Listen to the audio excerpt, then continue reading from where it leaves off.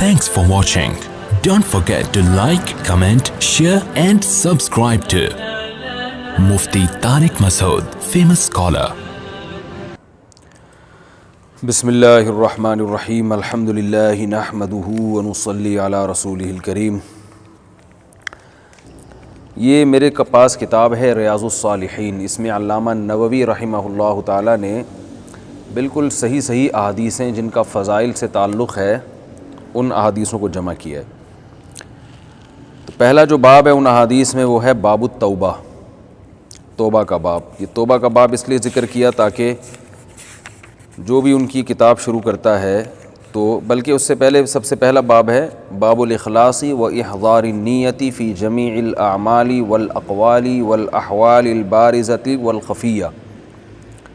یعنی اس کا خلاصہ یہ کہ نیت کو درست کر لینا. کسی بھی کام میں جب بھی آپ کسی کام کا ارادہ کرتے ہیں تو اس میں آپ کی نیت کیا ہونی چاہیے. تو امام بخاری رحمہ اللہ تعالی نے جو اپنی حدیث کی کتاب کی ابتدا کی وہ بھی نیت سے، یہ بتانے کے لیے کہ بھائی نیت کو ہر کام میں آپ اپنی نیت کو پہلے درست کر لیں. تو نیت سے پہلے متعلق جو احادیث ہیں وہ ہم اس میں پڑھیں گے. پہلی حدیث عن امیر المؤمنین ابی حفص عمر بن الخطاب بن نفیل بن عبد العزى بن ریاح بن عبد اللہ بن قرط بن رزاح بن عدی بن کعب بن لؤی بن غالب القرشی العدوی. حضرت عمر رضی اللہ تعالیٰ عنہ کا پورا سلسلہ نسب بیان کیا ہے. فرماتے ہیں امیر المؤمنین ابو حفص سے روایت ہے جن کا نام عمر ہے، والد کا نام خطاب ہے، دادا کا نام نفیل ہے. نفیل بیٹے ہیں عبد العزیٰ کے، عبد العزیٰ بیٹے ہیں ریاح کے، ریاح بیٹے ہیں عبداللہ کے، عبداللہ بیٹے ہیں قرط کے، قرط بیٹے ہیں رزاح کے، وہ عدی کے، وہ کعب کے، وہ لؤی کے، وہ غالب القرشی العدوی کے. تو عربوں میں یہ عادت تھی کہ وہ نسب کو یاد رکھا کرتے تھے، کون کس کا بیٹا ہے، ابا کون ہے، دادا کون ہے، پردادا کون ہے، پھر پردادا کے ابا، پھر ابا کے ابا، ابا کے ابا، یہ پورا سلسلہ یاد رکھتے تھے. اس کی وجہ یہ تھی تاکہ پتہ چلے کہ آدمی خاندانی ہے. سمجھ رہے ہیں نا؟ کیا پتہ چلے رحیم اللہ بھائی ہیں؟ آدمی کیا ہے؟ خاندانی ہے. کوئی عیدی سینٹر سے اٹھا کے نہیں لائے کسی کو. اور خاندانی ہونے سے دو چیزیں ثابت ہوتی ہیں، ایک تو نسب، دوسرا جو انسان کے جو باپ دادا ہوتے ہیں نا وہ جس خاندان سے ہوں، جو ان کی صفات ہوں وہ اولاد میں ٹرانسفر ہوتی ہیں. تو عرب لوگ اس کا بڑا خیال کیا کرتے تھے، بھائی یہ کس کا بیٹا ہے، کون ہے اس کا. تو باپ سے انسان کی پہچان ہوتی ہے، پھر باپ کی پہچان کے لیے دادا. بڑے لمبے نسب وہ یاد کیا کرتے تھے، یہاں تک کہ گھوڑوں کی بھی نسلیں یاد رکھتے تھے وہ کہ یہ گھوڑا کس کی اولاد میں سے، کس گھوڑے کی اولاد میں، تاکہ نسل میں خرابی نہ ہو. آج جانوروں کی نسلیں تو ویسے ہی ختم ہو گئی ہیں فارمی مرغی ایجاد کر کے، ٹھیک ہے نا، اس کا تو پتہ ہی نہیں کیا ہے. پہلے گاؤں دیہاتوں میں ہوتا تھا بھئی یہ نسل مرغی کی، ایک بکریوں میں ہوتا تھا، وہ سب ختم ہو رہا ہے. انسانوں کی بھی ختم ہو گئی ہیں. تو انسانوں میں آپ نے 2-4 کے بعد پتہ ہی نہیں ہوتا کون ہے، کہاں سے آیا ہے. تو کم از کم اتنا ہے کہ لوگ قوم کو یاد رکھتے ہیں، ہماری قوم یہ ہے. تو اب کچھ وقت کے بعد قوم بھی ختم ہو جائے گی. جیسے گوروں میں تو قوم بھی نہیں ہے، نسب تو باپ سے چلتا ہے نا. تو گوروں نے باپ کا سیٹ اپ ہی ختم کر دیا، تو ماں سے لے آئے. وجہ اس کی ہے کہ باپ ہی ختم ہو گیا ان کا. تو وہی ہے کہ جب یاد رکھا جاتا تھا تو دادا پر دادا کے اوپر کے سلسلوں کو بھی یاد رکھا جاتا تھا. اور اب جب سلسلے ختم کیے ہیں تو ابا ہی شارٹ کر دیے نا مارکیٹ سے. تو یہ ہمارے ہاں بھی اسی طرف آہستہ آہستہ جا رہے ہیں. موبائل کمپنی آپ دیکھ لیں ماں کا پوچھتی ہیں. تو یہ آہستہ آہستہ سیٹ اپ جو ہے نا وہی غیروں کی طرف ہم جا رہے ہیں. تو اس لیے نسب کی حفاظت کرنی چاہیے، باپ دادا کے نام تلاش کر کے رکھنے چاہیے. مجھے بھی میں نے تلاش کیے تو مجھے جو اپنا سلسلہ ملا، میرا نام طارق، میرے نام والد کا نام مسعود علی خان، میرے دادا کا نام محمد شفیع خان، دادا کے ابا کا نام تھا محمد خلیل خان، اور ان کے ابا کا نام تھا محمد احمد خان. آگے مجھے نہیں پتا ٹھیک ہے. تو یہ خان کا ایک پورا طویل سلسلہ ہے بہت پہلے تک. تو نسب ہمارے جو انڈیا میں رشتہ دار تھے، ہماری دادی بتایا کرتی تھی، ان کے پاس کاغذ میں لکھا ہوا تھا بہت اوپر تک، صدیوں پرانا. وہ جب ہجرت کی والدین وہاں سے انڈیا سے آیا، وہ پتہ نہیں، وہ پھر ظاہر ہے وہ یہاں آ گئے، انڈیا میں رہ گیا. اب وہ کہاں ہیں ہمارے علم میں نہیں ہے. تو اس سے اور خواتین کو بھی چاہیے جب کہیں نکاح کریں تو ان کو یہ پتہ ہونا چاہیے کہ آپ کی جو نسل چلے گی وہ آپ کے شوہر سے چلے گی. تو شوہر خاندانی ہونا چاہیے. اس کا تو لوگ آج کل خیال کرتے ہیں کہ بیوی خاندانی ہونی چاہیے، لیکن اس کا خیال لوگوں نے چھوڑ دیا کہ بندہ بھی خاندانی ہونا چاہیے۔ لوگ بس ایک پیسے دیکھتے ہیں کہ پینٹ میں اگر اس کے پیسے ہیں تو وہ جیسا ہی ہو وہ بہت اچھا رشتہ ہے، اور اگر پیسے نہیں ہیں تو جتنا بھی اچھا ہو اس کو لفٹ نہیں کرائی جاتی۔ آپ نے دیکھا ہوگا کہیں لوگ نکاح کا پیغام جب بھیجتے ہیں تو سب سے پہلے تنخواہ پوچھی جاتی ہے۔ آج کل خاندان اور قوم قبیلہ وہ ختم ہو گیا سیٹ اپ، تنخواہ پوچھی جاتی ہے۔ اگر وہ تنخواہ اچھی ہے تو بھلے کہ چور کا بیٹا ہو ٹھیک ہے نا، اور کسی جھوٹے کذاب دجال کا بیٹا ہو، اس سے کوئی فرق نہیں پڑتا، تنخواہ اچھی ہونی چاہیے۔ پہلے زمانے میں لوگ بتایا کرتے بھائی یہ خاندان ہے، یہ اچھا خاندان ہے، تو لوگ اس کو ترجیح دیتے تھے۔ تو عورت میں بھی خاندان کو دیکھنا چاہیے، مرد میں بھی، سب سے پہلے دیندار اور پھر اس کی خاندان کو ترجیح دینی چاہیے۔ تو دیکھیں کس طرح صحابہ کرام پہلے نسب کی حفاظت کیا کرتے تھے۔ میں دوبارہ نسب پڑھ کے سناتا ہوں۔ عن امیر المؤمنین ابی حفص عمر بن الخطاب بن نفیل بن عبد العزى بن ریاح بن عبد اللہ بن قرط بن رزاح بن عدی بن کعب ابن لؤی بن غالب القرشی العدوی رضی اللہ عنہ قال سمعت رسول اللہ صلی اللہ علیہ وسلم یقول انما الاعمال بالنیات وانما لکل امرئ ما نوی۔ حضرت عمر بن خطاب فرماتے ہیں کہ میں نے رسول اللہ صلی اللہ علیہ وسلم کو یہ فرماتے ہوئے سنا کہ اعمال کا دار و مدار نیتوں پر ہے، اور ہر شخص کو وہ ملے گا جس کی وہ نیت کرے گا۔ فمن کانت ہجرتہ الی اللہ ورسولہ، پس جس شخص کی ہجرت اللہ اور اس کے رسول کی طرف تھی، فہجرتہ الی اللہ ورسولہ، تو اس کی ہجرت اللہ اس کے رسول ہی کی طرف ہوگی۔ ومن کانت ہجرتہ لدنیا یصیبہا، اور جس کی ہجرت دنیا کے لیے تھی جس کو وہ حاصل کرنا چاہتا ہے، او امرأۃ ینکحھا، یا کسی عورت کی طرف تھی جس سے وہ شادی کرنا چاہتا ہے، فہجرتہ الی ما ہاجر الیہ، تو اس کی ہجرت اسی طرف ہے جس طرف اس نے ہجرت کی ہے۔ علامہ نووی یہ حدیث بیان کر کے فرماتے ہیں متفق علی صحتہ، اس حدیث کے صحیح ہونے پر اتفاق ہے۔ تو جب کسی حدیث کے بارے میں لکھا ہو متفق علی صحتہ یا متفق علیہ، تو اس کا مطلب یہ ہوتا ہے کہ یہ حدیث صحیح ہے بخاری میں بھی موجود ہے اور صحیح ہے مسلم میں بھی موجود ہے، یہ دونوں کتابوں میں موجود ہے۔ یہ تو حدیث ہمارے سامنے ہے۔ اس حدیث کا ایک شان نزول ہے۔ ادھر آ جاؤ بھائی، بڑے پانی پی کے بیٹھ جاؤ، پانی پی کے چلو، ادھر سے پی لو، جہاں سے بھی پینا ہے۔ پہلے پانی پینے جا رہے تھے نا، ہاں تو پہلے پانی پی پھر بیٹھیں۔ اچھا بھائی، اس حدیث کا ایک شان نزول ہے، شان نزول نہیں بلکہ اس کو شان ورود کہا جاتا ہے۔ جب حدیث کا کوئی واقعہ سے متعلق ہو تو اس کو کہا جاتا ہے اس حدیث کا یہ شان ورود ہے۔ ورود کا معنی وارد ہونا، یعنی اس وجہ سے یہ حدیث وارد ہوئی ہے۔ ہوا یہ تھا کہ صحابہ کرام نے بیان سننے آئے تھے نا، ایسا تو نہیں گن پوائنٹ پہ بٹھا دیا میں نے، ہاں ہم نے بیان میں ویسے بھی بندوں کو شارٹ رکھا ہوا ہے، تو دو چار جو ہمیں ادھار ملتے ہیں لا کے بٹھا دیتے ہیں یہاں پہ، ٹھیک ہے۔ تو رسول اللہ صلی اللہ علیہ وسلم کے دور میں جب صحابہ کرام نے مکہ سے مدینہ ہجرت کی ہے، تو آپ صلی اللہ علیہ وسلم کے جو صحابہ تھے بہت سو نے ہجرت کی، کچھ ہجرت کرنے سے رہ گئے۔ تو ایک شخص تھا اس نے بھی ہجرت نہیں کی، لیکن وہ جو صحابی تھے وہ کسی عورت سے نکاح کرنا چاہتے تھے۔ اس عورت نے یہ شرط لگا دی کہ اگر آپ مکہ سے مدینہ ہجرت کر کے آ جائیں تو میں آپ سے شادی کر لوں گی، ورنہ نہیں۔ تو اس امید پہ انہوں نے مکہ سے، بولو بھائی، نہیں کی، کر لی، اس امید پر انہوں نے مکہ سے مدینہ ہجرت کی۔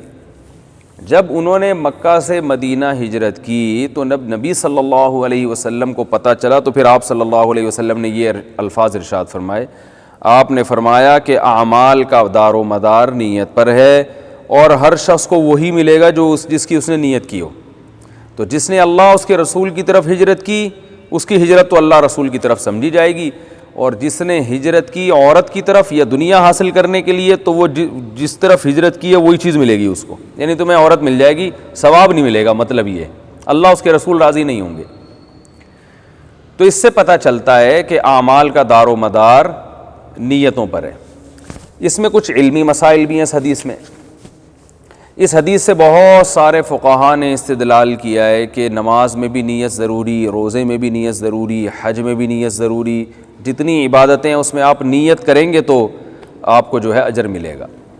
اب یہ جو حدیث ہے، اس حدیث سے امام شافعی اور امام احمد ابن حنبل رحمہم اللہ تعالی اور دوسرے فقہا نے یہ بھی استدلال کیا ہے کہ وضو میں نیت کرنا بھی ضروری ہے۔ سمجھ رہے ہیں؟ امام ابو حنیفہ کا مذہب یہ ہے، ان کی رائے یہ ہے کہ وضو میں نیت ضروری نہیں ہے۔ اگر بارش ہو رہی ہے اور آسمان سے پانی برسا اور آپ پورے بھیگ گئے خود بخود، یا آپ کہیں جا رہے تھے، آپ کا پاؤں سلپ ہوا، تالاب میں سے آپ ڈبکی کھا کے نکل آئے، تو آپ کی نیت تو نہیں تھی، لیکن چونکہ آپ کے وہ اعضاء دھل چکے ہیں جو وضو میں دھونا ضروری ہیں، تو آپ کا وضو خود بخود آٹومیٹیکلی ہو جائے گا، اگرچہ وضو کا ثواب نہیں ملے گا۔ یہ کوئی سنت طریقہ نہیں ہے کہ آپ لوگ اب اسی طرح سے سلپ کرنا شروع کر دیں، لیکن فرض اعضاء دھل جائیں گے تو وضو خود بخود ادا ہو جائے گا۔ وضو اور غسل میں نیت کرنا ضروری نہیں ہے۔ اب جو دوسرے علماء ہیں نا، وہ یہ حدیث پیش کرتے ہیں، بھائی نبی صلی اللہ علیہ وسلم کا تو ارشاد ہے کہ اعمال کا مدار کس پر ہے بھائی؟ نیت پر ہے، اور امام ابو حنیفہ کہتے ہیں کہ وضو بغیر نیت کے بھی درست ہو جاتا ہے۔ تو یہ بات خوب اچھی طرح سمجھ لیں کہ میں اس لیے نہیں کہ میں فقہ حنفی کو فالو کرتا ہوں، یہ حقیقت ہے کہ امام ابو حنیفہ کو اللہ نے قرآن و حدیث کی سمجھ میں جو عبور عطا کیا تھا، جو گہری بصیرت عطا کی تھی، وہ بہت کم لوگوں کے حصے میں آئی ہے۔ امام ابو حنیفہ بہت ذہین تھے، تو وہ یہ کہتے ہیں کہ نماز میں تو نیت ضروری ہے، وضو میں وضو کے صحیح ہونے کے لیے نیت ضروری نہیں ہے۔ ہاں وضو کا ثواب جب تک نہیں ملے گا جب تک نیت نہیں کریں گے، لیکن وضو ہو جائے گا بغیر نیت کے بھی، غسل بھی ہو جائے گا۔ کسی پر غسل فرض تھا اور اس نے بغیر نیت کے پانی ڈال کے پورے جسم پہ پانی بہا دیا، قلی کر لی اور ناک میں پانی ڈال دیا، تو بس غسل ہو گیا، اس کا نماز پڑھ سکتا ہے، ہاں غسل کا ثواب نہیں ملا۔ وہ وجہ اس کی یہ بیان کرتے ہیں کہ دیکھو انما الاعمال بالنیات، حدیث میں آتا ہے اعمال کا مدار نیت پر ہے۔ اب اعمال کے صحیح ہونے کا مدار نیت پر ہے یا اللہ کے ہاں قبول ہونے یعنی اس پر ثواب کا مدار نیت پر ہے؟ یہ اس حدیث میں نہیں ہے۔ اگر ہم یہ کہتے ہیں کہ اعمال کے وجود میں آنے کا مدار نیت پر ہے، یعنی کوئی عمل درست ہو ہی نہیں سکتا جب تک نیت نہیں ہوگی، تو پھر تو یہ مشاہدے کے خلاف ہے۔ ہم بغیر نیت کے کھانا کھاتے ہیں، پیٹ بھرتا ہے کہ نہیں بھرتا؟ بغیر نیت کے کوئی بھی کچھ بھی عمل کرتا ہے، عمل وجود میں آ جاتا ہے۔ تو اس سے پتہ چلتا ہے اعمال کے عند اللہ مقبول ہونا اور اس پر آخرت کا ثواب مرتب ہونا، اس کا مدار کس پر ہے؟ نیت پر۔ اور اس حدیث سے بھی پتہ چلتا ہے کہ ان صحابی نے جو ہجرت کی تھی وہ ثواب کے لیے نہیں کی تھی بلکہ عورت سے نکاح کرنے کے لیے۔ تو اللہ کے نبی نے ان کو فرمایا کہ تمہیں ہجرت کا ثواب نہیں ملا، جو چیز تم نے نیت کی تھی عورت وہ مل گئی تمہیں، ہجرت کا ثواب نہیں ملا، لیکن ہجرت تو ہو گئی نا، وہ اس ہجرت کو ہجرت تو کنسیڈر کیا گیا۔ یہ تو نہیں ان سے کہا گیا کہ جو قرآن نے ہجرت کو فرض کیا ہے تو وہ تمہارا فرض ادا نہیں، وہ واپس مکہ جاؤ اور واپس وہاں سے واپس آؤ، ایسا تھوڑی ہے۔ خود یہی حدیث امام ابو حنیفہ رحمہ اللہ تعالیٰ کی رائے کے برحق ہونے کی دلیل ہے کہ ہجرت کا عمل وجود میں آ گیا، ہجرت کے دو شرعی احکام ہیں وہ خود بخود وجود میں آ گئے۔ ہجرت کا مطلب کیا ہے؟ جو آپ اپنی جائیدادیں وہاں چھوڑ کر آ گئے، وہ اس پر وہ مالک بن گئے غیر مسلم، تو جو بھی شرعی احکام ہے۔ تو ہمیں نہیں ملتا کہ نبی نے ان صحابی کو کہا ہو کہ واپس جائیں اور دوبارہ اب صحیح نیت سے ہجرت کریں، نہیں بھائی، ہجرت کا ثواب تو نہیں ملا، لیکن ہجرت بہرحال کنسیڈر ہو گئی ہے، اور ہجرت کے اس عمل کو ہجرت بہرحال مانا گیا ہے۔ تو اس سے وہ کہتے ہیں کہ اگر آپ وضو کر لو تو وضو میں اللہ نے 4 اعضاء کے دھونے کا حکم دیا، یہ وضو کے اعضاء اگر خود بخود بھی دھل جائیں تو آپ کو طہارت حاصل ہو جائے گی، تو ہاں ثواب نہیں ملے گا۔ اور رہا یہ مسئلہ کہ پھر نماز میں نیت کیوں ضروری ہے؟ کوئی یہ کہہ سکتا ہے کہ بھائی نماز بھی آپ ایسے ہی پڑھ لیں بغیر نیت کے، نماز تو ہو جائے گی مگر ثواب نہیں ملے گا۔ تو نماز اس لیے نماز نہیں ہوگی کہ نماز ایک عبادت ہے، اور اس میں جب تک آپ باقاعدہ نیت نہیں کریں گے تو نیت سے آپ کی وہ اٹھک بیٹھک عبادت بنتی ہے، کیونکہ اور کوئی ایسی چیز نہیں ہے جو آپ کے اس عمل کو عبادت اور عادت سے ممتاز کرے۔ عادت کا مطلب ایک انسان ویسے بھی تو کھڑا ہوتا ہے نا یوں کر کے، ویسے ہی قبلے کی طرف ایسے یوں کر کے کھڑا ہے یا ہاتھ باندھ کے کھڑا ہے، تو کیا پتہ چلے گا کہ یہ ویسے ہی کھڑا ہوا ہے یا یہ نماز کے لیے کھڑا ہے؟ تو نیت ہی ایک ایسا عمل ہے جو جدا کرے گی اس کو کہ بھئی یہ نماز والا قیام ہے. بعض دفعہ لوگ ویسے بھی تو جھک جاتے ہیں نا کوئی چیز اٹھانے کے لیے, یا ویسے ہی جھکے ہوئے ہیں, تو نیت سے پتہ چلے گا کہ اس کا یہ والا جھکنا بطور عبادت کے ہے, یہ والا جھکنا کوئی ایکسرسائز والا نہیں جھکنا, یہ نماز کا جھکنا ہے. تو اس کے لیے نماز میں داخل ہونے کے لیے نیت کے علاوہ کوئی اور چیز ہو نہیں سکتی. اس لیے نماز میں بھی نیت ضروری ہے, روزے میں بھی نیت ضروری ہے, کیونکہ آپ صبح صبح ویسے بھی تو کھائے پیے ہر وقت 24 گھنٹے تو کوئی نہیں کھا رہا ہوتا نا. تو جیسے ہی آپ صبح کے وقت میں داخل ہوئے, سحری یعنی صبح صادق کے وقت میں, تو یہ کیسے پتہ چلے گا کہ یہ والا بھوکا پیاسا آپ کا روزے والا بھوکا پیاسا, یہ ویسے ہی آپ کچھ نہیں کھا رہے. تو اس لیے اس میں نیت کے ذریعے فرق کرنا پڑے گا کہ بھائی یہ جو میں بھوکا پیاسا ہوں یہ ویسے ہی نہیں, بلکہ یہ عبادت کی نیت سے, روزے کی نیت سے بھوکا پیاسا ہوں. تو جہاں نیت کے بغیر فرق کرنا ممکن ہی نہ ہو تو وہاں تو نیت ضروری ہے, جہاں فرق ممکن ہو تو وہاں نیت ضروری نہیں ہے. جیسے پانی جو ہے نا وہ تو طہارت کا ذریعہ ہے, وہ تو جب آپ منہ پہ ماریں گے طہارت حاصل ہوگی, کیونکہ قرآن نے اس کو طاہر قرار دیا ہے. وَأَنزَلْنَا مِنَ السَّمَاءِ مَاءً طَهُورًا, فرمایا ہم نے آسمان سے پانی برسایا جو طہارت پاکیزہ پانی ہے, تو وہ تو خود انسان کو پاک کرتا ہے, تو اس میں نیت کی احتیاج اور ضرورت نہیں ہے. لیکن نماز ایسی چیز ہے, نماز ہے, حج ہے, حج میں انسان ویسے بھی تو جا رہا ہوتا ہے نا, تو اپنے اس عمل کو عبادت بنانے کے لیے یہ ضروری ہے کہ وہ نیت کرے. اس سے ایک اور مسئلہ بھی حل ہو گیا کہ یہ جو لمبی چوڑی نیتیں آج کل ہم نے ایجاد کی ہوئی ہیں, اس کا بھی شریعت میں کوئی تصور نہیں ہے, اور نیت ایک ضرورت کی وجہ سے شریعت میں لازم ہے. تو جہاں جتنی ضرورت ہوگی اس حد تک نیت ضروری ہوگی, جہاں ضروری نہیں ہے نیت وہاں ضروری نہیں. مثال کے طور پر بہت سے فقہا یہ کہتے ہیں کہ رمضان میں آپ نے رمضان کے روزے کی نیت کریں گے تو رمضان کا روزہ ہوگا, اگر نفل روزے کی نیت کریں گے تو رمضان کا روزہ نہیں ہوگا. جبکہ امام ابو حنیفہ رحمہ اللہ تعالیٰ کی رائے یہ ہے کہ رمضان میں بس روزے کی نیت کافی ہے کہ میرا روزہ ہے آج, یہ نیت کہ رمضان کا ہے یہ نیت ضروری نہیں ہے. اس لیے کہ اس کے لیے تو نیت چاہیے کہ آپ یہ بھوکا پیاسا ویسے ہی ہیں یا روزے کے لیے ہیں, یہ نیت کے بغیر فرق نہیں ہو سکتا.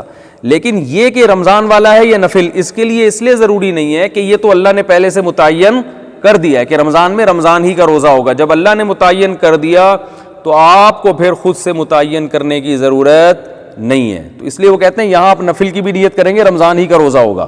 تو یہ بہت زبردست ذہانت کی بات ہے. تو عام دنوں میں یہ ہو سکتا ہے کہ بھئی رمضان کی قضا بھی ہو سکتی ہے, اور ویسے آپ اب پیر کے دن آپ روزہ رکھتے ہیں تو سنت بھی ہو سکتا ہے اور رمضان کی قضا بھی ہو سکتی ہے, تو وہاں آپ کو باقاعدہ روزے کی بھی نیت کرنی پڑے گی اور یہ نیت بھی کرنی پڑے گی کہ یہ پیر والا روزہ جو سنت روزہ ہے وہ ہے یا یہ رمضان کی میں قضا رکھ رہا ہوں, تو وہاں یہ ضروری ہے. تو اب دیکھیں اس حدیث سے ہمیں کیا پتہ چلتا ہے کہ ان صحابی نے ہجرت کی تھی تو اللہ کے نبی نے فرمایا کہ اعمال اللہ کے ہاں قبول اس وقت تک نہیں ہوتے جب تک اللہ کو راضی کرنے کی نیت نہ ہو. اب یہاں ایک اور علمی بات ہے کہ کچھ اعمال ایسے ہوتے ہیں جو اپنی ذات کے لحاظ سے ہی اچھے ہوتے ہیں, اس میں اچھی نیت ضروری نہیں ہے, بس اس میں اتنا کافی ہے کہ بری نیت نہ ہو تو وہ خود بخود قبول ہوتے ہیں. مثلا نماز پڑھنا اپنی ذات کے لحاظ سے ہی کیسا عمل ہے, اس میں دو آپشن تھوڑی ہے اچھی کہ یہ اچھا بھی ہو سکتا ہے برا بھی, بھائی نماز تو اچھا ہی عمل ہے, تو اس میں آپ کی بری نیت نہ بھی ہو تو بھی وہ عمل اللہ ہی کے لیے کہلائے گا. اس میں یہ نیت کرنا کہ میں اللہ کے لیے کر رہا ہوں یہ ضروری نہیں ہے. یہ میں اس لیے بتا رہا ہوں کہ آج کل بہت سے لوگ وہم کے مریض ہیں, ان کو یہی شبہ ہوتا ہے پتہ نہیں قبول ہو رہی ہے کہ نہیں ہو رہی, پتہ نہیں میری نیت اللہ کو خوش کرنا ہے کہ نہیں ہے. او بھائی عمل جب اچھا ہے تو اس میں جب تک بری نیت نہیں ہوگی اس کو اچھی نیت ہی سمجھی جائے گی, کیونکہ یہ عمل اچھا ہے نا. بری نیت کیا ہو سکتی ہے, باقاعدہ آپ برائی کی نیت کریں کہ میں نیت کرتا ہوں نماز پڑھنے سے ستار بھائی کو خوش کرنے کی.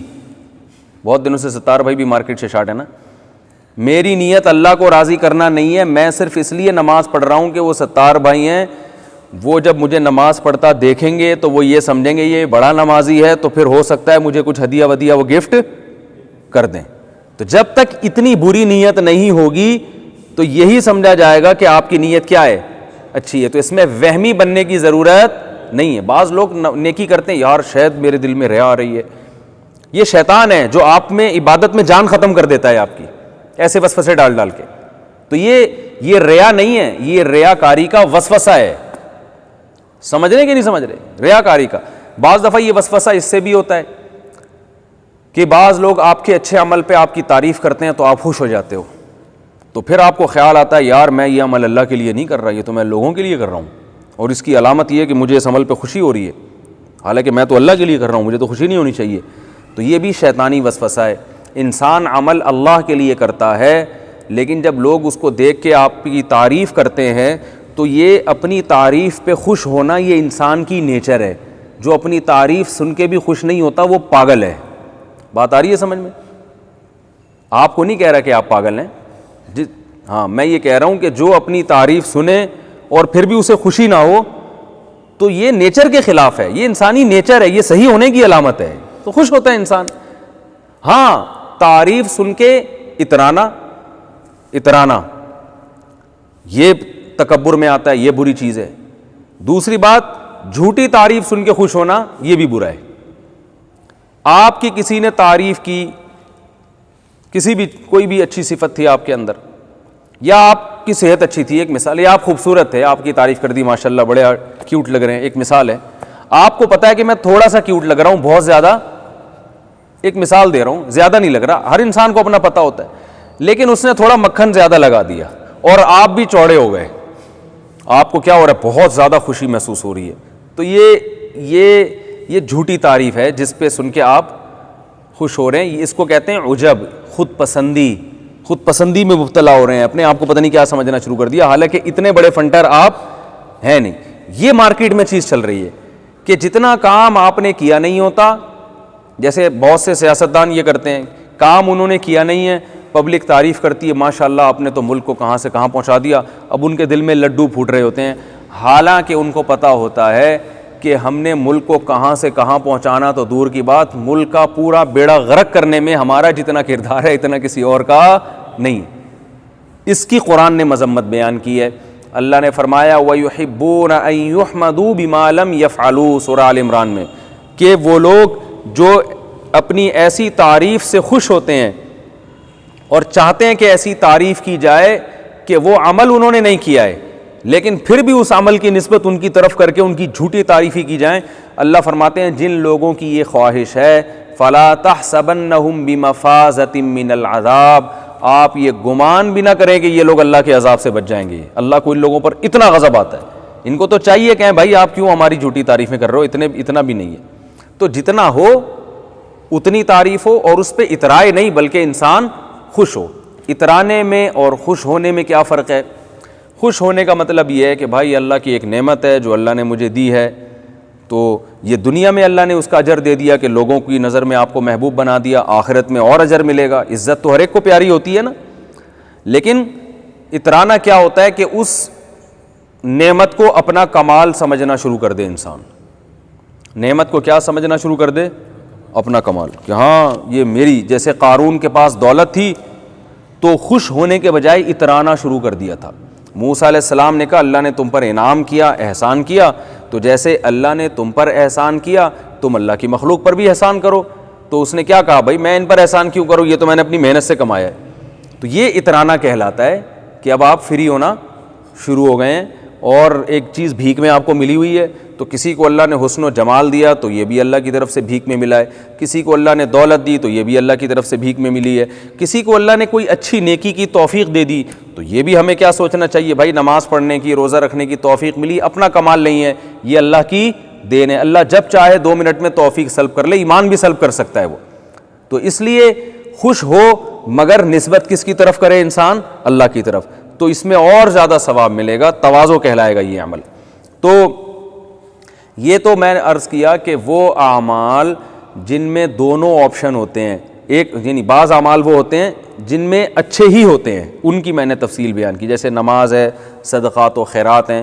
تو ان میں جب تک آپ کی نیت باقاعدہ برائی کی نہیں ہوگی تو آپ کے عمل کو شریعت اچھا ہی سمجھے گی، اور ہمیں بھی حکم ہے کہ اس کے عمل کو اچھا ہی سمجھیں.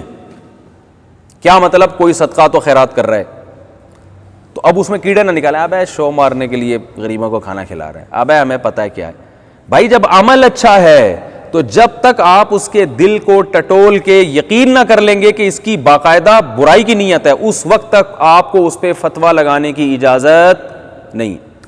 مشہور واقعہ ہے صحابی کا، جنگ میں ایک کافر آیا اور کہنے لگا میں کلمہ پڑھتا ہوں، انہوں نے کہا کہ صحابی نے ان کو پھر بھی قتل کر دیا۔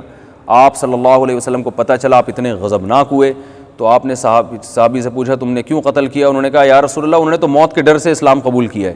آپ نے فرمایا ہلا شققت قلبہ، کیا تم نے ان کے دل کو چیر کے دیکھا تھا کیا؟ حالانکہ سارے دیکھیں گراؤنڈ ریئلٹی کیا کہہ رہی ہے، بظاہر یہی ہے کہ موت کے ڈر سے ہی ہے، تلوار گردن پہ رکھی ہوئی ہے تو اب تو کلمہ تو پڑھنا ہی ہے، لیکن پھر بھی نبی نے کیا کہا، عمل اچھا ہے نا اسلام قبول کرنا، تو ہم نے اس کو اچھے معامل پہ ہی لے کے جانا ہے کہ بھائی ان کی نیت کے بارے میں ہم فیصلہ نہیں کریں گے، تو ہم مکلف ہیں عمل کے۔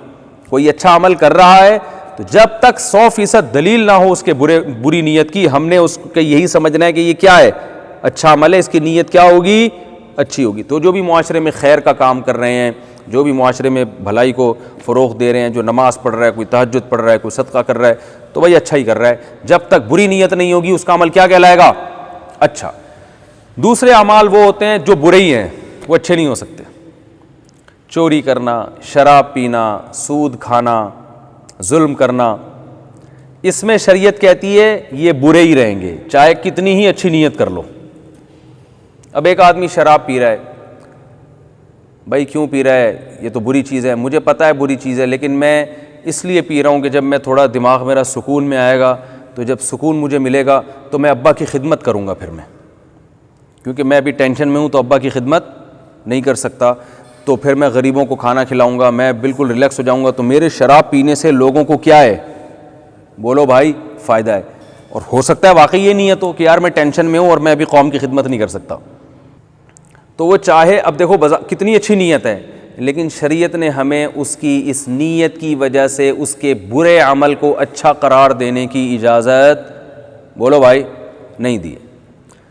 شریعت نے کہا عمل جب برا ہے تو وہ اچھی نیت سے اچھا، بولو بھائی، نہیں بن جائے گا، وہ برا کا برا ہی عمل رہے گا۔ تو اگر کوئی چرس بانٹ رہا ہے لوگوں میں، کہہ رہا ہے میں اصل میں اینٹی ڈپریشن ایک دوا میں نے ایجاد کی ہے تاکہ لوگ ریلیکس ہو جائیں، تو بھائی یہ تو بری چیز ہے۔ ماں باپ کے ساتھ بدسلوکی کر رہا ہے اور دلیل یہ دے رہا ہے کہ میں ماں باپ کی اصلاح کی کوشش میں لگا ہوا ہوں، میں سختی کروں گا تو یہ صحیح ہو جائیں گے، ٹھیک ہے نا، تو نماز پڑھنا شروع کر دیں گے ابا میرے، اگر میں سختی سے ان کو سمجھاؤں گا تو نماز شروع کر دیں گے۔ تو بھائی آپ کو سختی سے سمجھانے کی اجازت نہیں ہے، ابا پہ سختی کرنے کی آپ کو اجازت نہیں ہے۔ تو یہ دوسرے اعمال ہیں۔ تو دیکھ لیں آج لوگ نے ہر حرام چیز کو پہ اچھائی کا لیبل لگا کے اس کو حلال کر دیا ہے۔ تو جو بری چیز ہے وہ کیا رہے گی، بری رہے گی۔ تیسرے درجے کے اعمال وہ ہوتے ہیں جو اچھے بھی ہو سکتے ہیں اور برے بھی ہو سکتے ہیں۔ ان میں پھر یہ ہے کہ اچھے کی نیت تھی تو ثواب ملے گا، برے کی نیت تھی تو گناہ ملے گا، اور اگر نہ اچھے کی نیت تھی نہ برے کی نیت تھی تو نہ ثواب ملے گا اور نہ گناہ ملے گا۔ جیسے ہجرت، اب ہجرت کیا ہے، مکہ سے مدینہ جانا۔ ان صحابی نے مکہ سے مدینہ ٹریولنگ کی، یہ ایک جائز عمل ہے، یہ نہ اچھا ہے نہ برا ہے۔ یہ نیت اچھی ہوگی تو ثواب ملے گا، نیت بری ہوگی تو گناہ ملے گا، اور نیت نہ اچھی نہ بری ہے تو جو نیت ہوگی وہ ملے گا۔ جیسے نبی صلی اللہ علیہ وسلم نے صحابی کے بارے میں فرمایا، بھائی جو اللہ اس کے رسول کی طرف ہجرت کرے گا یعنی ان کو خوش کرنے کے لیے، تو اللہ اس کے رسول مل جائیں گے، اس کو ثواب مل جائے گا۔ جو عورت کی طرف ہجرت کرے گا تو اسے کیا مل جائے گی، عورت مل جائے گی، جیسے ان صحابی نے۔ تو مطلب نہ ثواب ملا اور نہ گناہ ملا، تو اس پہ وہ ہجرت کا ثواب نہیں ملے گا۔ اس لیے کہ یہ ہجرت ایک ایسا عمل ہے جو بذات خود نہ اچھا ہے اور نہ برا ہے۔ ٹریولنگ ہے نا، ایک جگہ سے دوسری جگہ جانا، تو آپ کس نیت سے جا رہے ہیں؟ اس نیت سے جا رہے ہیں کہ بھئی میرے دین محفوظ ہو جائے، میں اس علاقے میں رہ کر اپنے دین کی حفاظت نہیں کر سکتا، میں دوسرے ایریے میں جاؤں گا، وہاں رہ کے میں اپنے دین کی حفاظت کروں گا، یہ نیت ہے۔ تو راستے میں موت واقع ہو گئی تو قرآن میں فقط وقع اجرہ علی اللہ، اتنا مبارک عمل ہے اپنے دین کو بچانے کے لیے اپنا علاقہ چھوڑ دینا، کہ اللہ فرماتے ہیں کہ تمہیں رزق بھی میں دوں گا، اور اگر تمہاری موت واقع ہو گئی راستے میں تو اس کا اجر اللہ کے ذمے پڑ گیا ہے، اللہ کے ذمے لازم ہو گیا ہے۔ کتنی بڑی فضیلت۔ تو لیکن یہی کیا ہے عمل، اگر بری نیت سے ہو کہ کوئی شخص ہجرت کر رہا ہے اس لیے نہیں کہ میرا دین محفوظ رہے، بلکہ یار میں یہاں رہ کے نا، یہاں میں جب کوئی برائی کرتا ہوں تو پکڑا جاتا ہوں، یہاں میں فلم دیکھتا ہوں تو ابا دیکھ لیتے ہیں مجھے کبھی کوئی، تو میں فلانے شہر میں جاتا ہوں، وہاں ہجرت وہاں کوئی نہیں دیکھے گا، وہاں میں ساری اپنی بدماشیاں نکالوں گا. تو یہی عمل ٹریولنگ ہو رہی ہے، یہ اس بری نیت کی وجہ سے کیا بن گئی؟ گناہ بن گئی. اس میں راستے میں مر گیا تو جہنم میں جانے کا خطرہ ہے. اور اگر جائز نیت ہے تو نہ ثواب ملے گا اور نہ گناہ ملے گا. جائز کا مطلب بھائی سفر کر رہا ہوں، کچھ کمانا ہے میں نے وہاں جا کے، کچھ کھانا ہے، اور کمانے سے نیت اچھی نہیں ہے. کمانا بھی تو ایک درمیانی عمل ہے نا. اگر اس لیے کما رہا ہے کہ والدین کی خدمت کر کے اللہ کی رضا حاصل کروں گا تو پھر یہ بھی ثواب ہے. اور اگر کمانا برائے کمانا ہے تو نہ ثواب ملے گا اور نہ گناہ ملے گا. تو لوگ ان تینوں چیزوں میں نا فرق نہیں کرتے اور بڑی کنفیوژن کا شکار رہتے ہیں. تو بس کہتے ہیں اعمال کا مدار نیت پر ہے، اعمال کا مدار نیت پر ہے، اعمال کا مدار نیت پر ہے. ایسے نہیں ہے بھائی، اعمال کا مدار نیت پر ہے. حدیث میں جو مثال ہے تو وہ عمل جس میں دونوں جہتیں ہیں. تبھی حدیث میں کیا آتا ہے، حدیث میں تو نہیں، جو تبلیغ والے ایک مثال دیتے ہیں کہ ایک آدمی نے مسجد کے باہر کھونٹا لگایا. نیت اس کی یہ ہے کہ جب لوگ پہلے جانوروں پہ سوار ہو کے آتے تھے، جانوروں پہ جب سوار ہو کے آئیں گے تو بھائی کسی کو جانور باندھنے کی جگہ مل جائے گی، کھونٹے سے اپنے رسی سے جانور باندھ دے گا. دوسرا آیا، اس نے کھونٹا اتار دیا، اس کو یہ خوف ہے کہ لوگ اس سے ٹھوکر کھا کے گر نہ جائیں.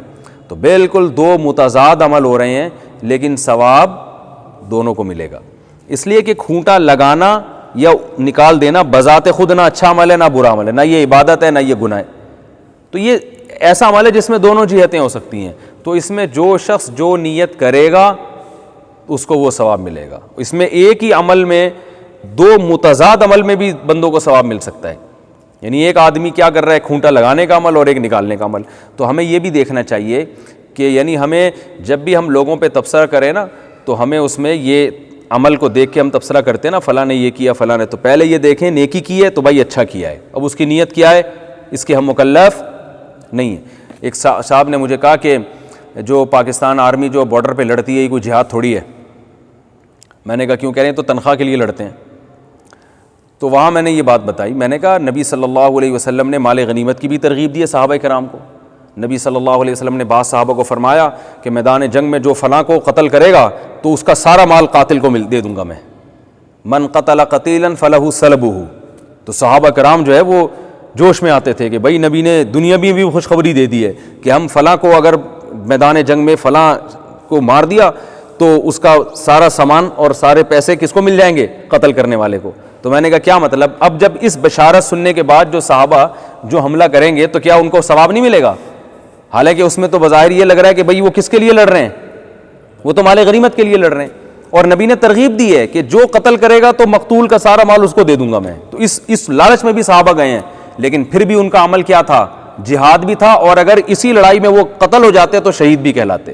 وجہ اس کی یہ تھی کہ بھائی یہ ہم کہہ سکتے ہیں کہ ان کی نیت آخرت تھی، مگر آخرت کے ساتھ ساتھ جو اللہ نے دنیا میں ایک نعمت رکھی ہے مال غنیمت کی، ان کے دل میں اس نعمت کی بھی لالچ پیدا ہوئی. تو یہ کوئی بری چیز نہیں ہے. تو اب عمل چونکہ اچھا ہے تو ہم اس اچھے عمل کی وجہ سے یہ جو نیت داخل ہو گئی ہے اس کی وجہ سے یہ نہیں کہیں گے کہ ان کا عمل خراب ہو گیا.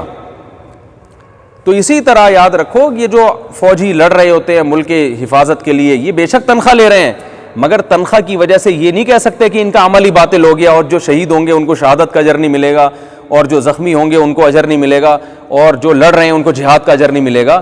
یہ بیوقوفوں والی باتیں. یہ تو پھر تمام صحابہ ہی آپ کی اس فہرست سے خارج ہو جائیں گے. حضرت عمر نے جو لوگوں کو بھیجا تھا بارڈر پہ لڑنے کے لیے، ان کی تنخواہیں بھی تو جاری کی تھی نا، ان کے وظائف بھی جاری کیے تھے. تو اب جو لڑ رہا ہے بارڈر پہ اس کی نیت کیا ہے؟ صرف تنخواہ ہے یا ملک کی حفاظت بھی نیت ہے؟ یہ ہم اور آپ نہیں جانتے. تو جب ہم جانتے نہیں ہیں تو پھر شریعت نے ہمیں یہ بتایا ہے کہ عمل کو دیکھنا پڑے گا. بے شک وہ تنخواہ لے رہا ہے، عمل کو آپ دیکھیں گے اور عمل کو دیکھ کے بتائیں گے کہ یہ اچھا کر رہا ہے یا برا کر رہا ہے. آپ کہہ سکتے ہیں حدیث میں تو آتا ہے قیامت کے دن ایک عالم کو لایا جائے گا، وہ کہے گا میں نے علم کو پھیلایا. ایک شہید کو لایا جائے گا، وہ کہے گا میں نے تیری راہ میں جان دی. اللہ کہے گا تو نے لوگوں کو دکھانے کے لیے دی. تو اس سے وہ شہید مراد ہے جس کی باقاعدہ نیت صرف اور صرف لوگوں کو خوش کرنا ہو. اگر لوگ نہ ہوتے تو یہ بالکل لڑتا ہی نہیں. اس کے دل میں اللہ کی رضا کا جذبہ سرے سے موجود ہے ہی نہیں. اور یہ حالت صرف اللہ ہی جانتا ہے، اللہ کی مخلوق نہیں جانتی. تبھی میدان جنگ میں جو بھی شہید ہوگا تو ہمیں حکم یہ ہے کہ اس کو ہم غسل اور کفن دیے بغیر دفنائیں. وجہ کیا ہے بھائی؟ ہمیں تو ظاہر کو دیکھنے کا حکم ہے, اب وہ دل میں اس کے کیا تھا یہ کون جانتا ہے؟ اللہ جانتا ہے. ورنہ شریعت ہمیں کہتی کہ جو میدان جنگ میں شہید ہو رہا ہے تو پہلے چیک کرو کہ اس کی نیت کیا تھی, اس کے دوستوں سے بلاؤ, حالات پوچھو, یہ تنخواہ کتنی لے رہا تھا, ہے بھائی ٹھیک ہے نا, اس کے دل میں مال غنیمت تو نہیں تھی, تنخواہ اس کے کتنی تنخواہ ملنے والی تھی, کوئی ویڈیو کیمرے سے ریکارڈنگ تو نہیں ہو رہی تھی, پتہ چلا ہو سکتا ہے یہ بہادری دکھانے کے لیے کر رہا ہو. ہمیں شریعت نے کیا حکم دیا؟ جو میدان جنگ میں لڑتا ہوا شہید ہوگا, چاہے وہ تنخواہ لے رہا ہو یا نہ لے رہا ہو, چاہے اس کی ویڈیو بن رہی ہو یا نہ بن رہی ہو, شریعت نے حکم دیا کہ اسے نہ غسل دیا جائے گا اور نہ اسے کفن. یہ شہید کا اعزاز ہے کہ اللہ چاہتے ہیں کہ جس حال میں شہید ہوا اسی ایز اٹ از اس کو دفن کیا جائے اور قیامت میں اسی طرح سے اس کو اٹھایا جائے, انہی کپڑوں میں, خون آلودہ کپڑوں میں. یہ اس کا اعزاز ہے. تو ہمیں کیا دیکھنا ہے, کیا خلاصہ نکلا بھائی؟ عمل کو. اسی طرح علماء جو بیانات کر رہے ہوتے ہیں, لوگ ان سے فائدہ اٹھا رہے ہیں. بہت سے لوگوں کو ہم نے دیکھا ہے تبصرہ کرنا, ابے ان کے تو بس دکانیں کھلی ہوئی ہیں, ابے ان کے تو یوں ہیں, ان کو کیا ہے, ان کو بولنے کے علاوہ آتا کیا ہے. تو آپ بدگمانی کیوں کر رہے ہو بھائی؟ اگر کوئی خیر پھیلا رہا ہے تو شریعت نے ہمیں حتی الامکان اس کے عمل کو اچھائی پر محمول کرنے کا حکم دیا ہے. کہ کوئی اپنے باپ کی ماں کی خدمت کر رہا ہے تو اب دوسرے کیا کہتے ہیں؟ ابے چمچا بنا ہوا ہے, ابا کی وراثت کے چکر میں. اصل میں کوئی آپ نے دیکھا ہوگا کسی بوڑھے کی خدمت کر رہا ہے, ابے چمچا گیری میں. تو بھائی ہر اچھے عمل میں اس طرح نکالتے ہیں کیڑے. تو جو کیڑا نکالنا تو برا عمل ہے, اس میں تو نیت جو بھی ہو اس کو برائی سمجھا جائے گا. لیکن جو عمل اچھا کر رہا ہے, باپ کی خدمت, ماں کی خدمت, بوڑھوں کی خدمت, عین ممکن ہے اس کی نیت بری ہو, وراثت کی نیت سے کر رہا ہو, لیکن ہمیں شریعت نے کیا حکم دیا ہے بھائی؟ اچھا عمل ہے تو کیا سمجھا جائے گا؟ اچھا. برا عمل کر رہا ہے تو کیا سمجھا جائے گا؟ برا عمل. آج بروں کو اچھا کہا جانے لگا ہے اور اچھوں کو برا. بڑی سے بڑی برائی. فنکار اداکاروں کو لوگ کیا کہتے ہیں؟ اچھا. فلمیں بنا رہے ہیں, ڈرامے بنا رہے ہیں, بے حیائی کو فروغ دے رہے ہیں, لیکن بھائی اصل میں ایکچولی یہ لوگوں کی سٹریس ختم کر رہے ہیں. ٹھیک ہے نا. وہ جو ہیروئن ناچ رہی ہے فلموں میں آدھے آدھے کپڑے پہن کے, اصل میں یہ ایک انٹرٹینمنٹ ہے, اور لوگوں کو انٹرٹین کرنا کیا ہے؟ یہ ایک ثواب کا کام ہے. لوگ انٹرٹین ہوں گے. آج کل ٹینشن ہے, مسائل بہت ہیں, بیماریاں بہت ہیں, تو کسی ڈانس مانس دیکھ کے اگر کوئی تھوڑا خوش ہو گیا تو کیا ہو رہا ہے؟ وہ بھائی خوش کرنے, پھر ہیروئن بانٹنا شروع کر دو, چرس بانٹو, اس سے تو بہت زیادہ. ایک ایک گھر میں سٹا دو, پھر دیکھو اگلے دن کیسے وہ باہر کھڑے, کسی سینما گھر میں فلم کے بجائے سٹے بانٹنا شروع کر دو. تو خالی ٹینشن ہی ختم نہیں کرنی, وہ یہ بھی دیکھنا ہے ٹینشن ختم کرنے کے لیے جو آپ نے طریقہ اختیار کیا ہے وہ جائز بھی ہے یا نہیں ہے, وہ بذات خود ٹھیک بھی ہے یا نہیں ہے. اور یہ جو غلط طریقوں سے ٹینشن ختم کی جاتی ہے, یہ وقتی ٹینشن تو ختم ہوتی ہے, اس سے مزید ٹینشنیں پیدا ہوتی ہیں. جو فلموں ڈراموں کی وجہ سے کلچر تباہ ہو گیا, لڑکوں میں بے حیائی پھیل گئی, صحتیں برباد ہو گئی, لوگوں نے اپنے گھر میں بیوی سے محبت کرنا, جب روز بروز رنگ برنگی تصویریں اس کو انٹرنیٹ پر اور فلموں میں نظر آئیں گی تو بیوی سے کون محبت کرے گا پھر وہ.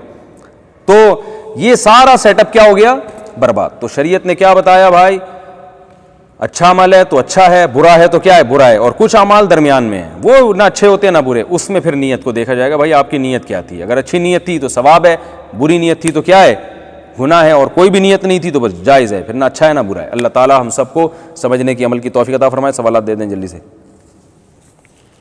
85 گرام سونے پر کتنی زکوٰۃ ہے اگر نقدی اور چاندی نہیں ہے؟ اگر سونے کے علاوہ ایک دھیلا بھی نہیں ہے, 85 گرام سونے پر تو بہرحال زکوٰۃ ہوگی. بھائی اس کو 40 سے ڈیوائڈ کر دیں 85 کو, جو جواب آئے اتنے گرام. نابالغ بچہ حافظ ہو تو اس کی امامت جائز ہے, بالغوں کو نماز نہیں پڑھا سکتا. کسی عورت کا روزہ ہو اور 12 بچے, اچھا سوری بچے کیوں لکھا ہوا ہے, اور 12 بجے آ کر اس کے ایام شروع ہو جائیں تو وہ روزہ رکھے یا توڑ دے؟ روزہ خود بخود ٹوٹ جائے گا اور اس کے لیے کھانا پینا جائز ہے. البتہ کسی عورت نے روزہ رکھا, روزہ چھوڑا, رکھا نہیں, مینسز کی وجہ سے روزہ چھوڑ دیا, اور دوپہر 12 بجے یا کسی بھی ٹائم پہ مینسز آنا بند ہو گئے, تو اب اس کا روزہ تو نہیں ہوا, لیکن جیسے ہی مینسز آنا بند ہوں گے وہ پاک ہو گئی, اب وہ افطار تک کھا پی نہیں سکتی, اس پر روزے داروں کی طرح رہنا لازم ہے. رمضان میں آئی ڈراپ استعمال کر سکتے ہیں؟ جی ہاں کر سکتے ہیں. مجھے سانس کی بیماری ہے, گھر والے کہتے ہیں کہ نماز گھر میں پڑھو, کیا اس بیماری کی وجہ سے گھر میں نماز پڑھنے کا گناہ تو نہیں ہوگا؟ بھائی سانس کی بیماری میں اگر جماعت سے پڑھنے میں بیماری بڑھ رہی ہے یا دوسروں کو لگ رہی ہے پھر تو جماعت سے نماز نہ پڑھیں. اگر ایسا کوئی مسئلہ نہیں ہے پھر جماعت سے نماز پڑھیں. اگر مسجد میں آنے میں تکلیف ہو رہی ہے, سانس پھول جاتا ہے, تو پھر بھی گھر سے نماز گھر میں پڑھ سکتے ہیں. یعنی اگر پھیل رہی ہے بیماری یا آپ کو خود بڑھ رہی ہے تو پھر گھر میں پڑھیں نماز. یعنی مسجد میں پڑھنے سے اگر بیماری کو یا دوسرے کو نقصان ہو رہا ہے تو گھر میں پڑھیں, ورنہ مسجد میں آنا پڑے گا. کیا یوٹیوب پر تراویح کی نماز لگا کر نماز کی نیت کر سکتے ہیں؟ بالکل نہیں ہے. غامدی صاحب کا نیا فتویٰ آیا مارکیٹ میں, اس کی کوئی حیثیت نہیں ہے. اس لیے بھی نہیں پڑھ سکتے کہ وہ غامدی صاحب نے عجیب ہی احمقانہ قسم کی بات کی ہے. امام کے لیے تو یہ ضروری ہے کہ وہ مقتدیوں سے آگے ہو. اب آپ مجھے بتاؤ, اگر اسلام آباد میں کوئی امام کھڑا ہو کے آن لائن نماز شروع کرائے تو ہم تو تقریباً 1000 کلومیٹر آگے ہیں کعبہ کی طرف. یعنی ہم کعبہ جو ہے نا ہم سے قریب ہے, اسلام آباد والوں سے دور ہے. تو امام 1000 کلومیٹر پیچھے کھڑا ہے. یعنی اسلام آباد میں امام کھڑا ہوا ہے اور آن لائن نماز پڑھا رہا ہے. مقتدی کہاں ہیں؟ ٹیلی ویژن میں یا انٹرنیٹ پر وہ کراچی میں اقتدا کر رہے ہیں. تو یہ عجیب سی بے وقوفی والی بات بن جائے گی کہ نہیں بن جائے گی؟ تو یہ پروفیسر صاحب ہیں, چونکہ ان کی فیلڈ نہیں ہے, عالم نہیں ہیں, تو اس لیے یہ اس طرح کے لطیفے چھوڑتے رہتے ہیں. اور یہ دلیل یہ دیتے ہیں کہ جو ہے نا اب یہ انٹرنیٹ نے اور یہ الیکٹرانک میڈیا نے ایک گلوبل ولیج کی طرح, ایک جماعت کی طرح بنا دیا ہے, اور سب کی آواز ایک دوسرے کو پہنچ رہی ہے, حرکات بھی پہنچ رہی ہیں. تو بھائی نبی صلی اللہ علیہ وسلم نے جب رمضان میں جب بارش کے وقت اعلان کروایا تھا مؤذن سے کہ صلو فی رحالکم, کہ بارش ہو رہی ہے تو اپنے گھروں میں نماز پڑھو, ٹھیک ہے نا, تو آپ صلی اللہ علیہ وسلم وہاں بھی تو آن لائن نماز پڑھا سکتے تھے کہ بارش ہو رہی ہے آپ لوگ اپنے گھر میں پڑھیں, تو میں یہاں سے نماز پڑھانا شروع کرتا ہوں. بلال جو ہے یہ تکبیرات کہہ کے تمہیں بتاتے بھی رہیں گے اور گھروں میں نماز بھی, میرے پیچھے اقتدا میں نماز بھی ہو جائے گی. کیونکہ آواز تو پہنچتی تھی نا بھائی, آواز یا تو انٹرنیٹ کے ذریعے پہنچے گی یا مؤذن کی ویسے ہی آواز پہنچ رہی تھی, تبھی تو حضرت بلال نے کہا کہ گھروں میں نماز پڑھو. اگر آواز پہنچ نہیں تھی حضرت بلال کیوں کہتے؟ تو حضرت بلال نے جن لوگوں کو کہا کہ گھروں میں نماز پڑھو, حضرت بلال وہاں پر یہ بھی تو کہہ سکتے تھے کہ بھائی نبی نماز پڑھ رہے ہیں مسجد نبوی میں آپ کے پیچھے نماز پڑھ رہا ہوں, میں تکبیرات زور زور سے کہوں گا, جن تک تکبیروں کی آواز پہنچ رہی ہے وہیں اقتدا کی نیت کر لیں, جماعت ہو جائے گی. لیکن ایسا نہیں کیا گیا. تو اس سے صاف پتہ چلتا ہے کہ جماعت کے لیے ایک مکان کا ہونا ضروری ہے, ایک جگہ لوگ کھڑے ہوئے ہوں, بے شک کچھ فاصلہ ہو جائے لیکن ایک جگہ کا ہونا ضروری ہے. ایسا نہیں ہے کہ آن لائن جناب وہ کراچی میں صدر میں امام صاحب بیٹھے ہوئے آن لائن پڑھا رہے ہیں اور پٹیل پاڑا میں بھی پڑھ رہے ہیں, وہ لوگ جو امام سے پیچھے ہیں اور جو کماڑی کی طرف ہیں جو امام سے آگے ہیں, ٹھیک ہے نا, اور ماڑی پور کی طرف اور یہ جو وہ ایریا جو کراچی کے ویسٹ میں بالکل, وہ لوگ تو امام سے آگے ہو جائیں گے نا, وہ بھی ہو رہے ہیں. تو یہ عجیب و غریب قسم کی پہلی دفعہ غامدی صاحب نے نماز انٹروڈیوس کروائی ہے دنیا میں کہ امام بہت سے لوگوں سے پیچھے کھڑا ہے, بہت سے لوگوں کے آگے کھڑا ہے, بہت سے دائیں کھڑے ہیں, تو وہ عجیب و غریب سا سیٹ اپ بن جائے گا. تو یہ کچھ بھی نہیں ہے ایسے, یہ فضول, یہ اس سے نماز نہیں ہوگی. اللہ تعالیٰ عمل کی توفیق عطا فرمائے.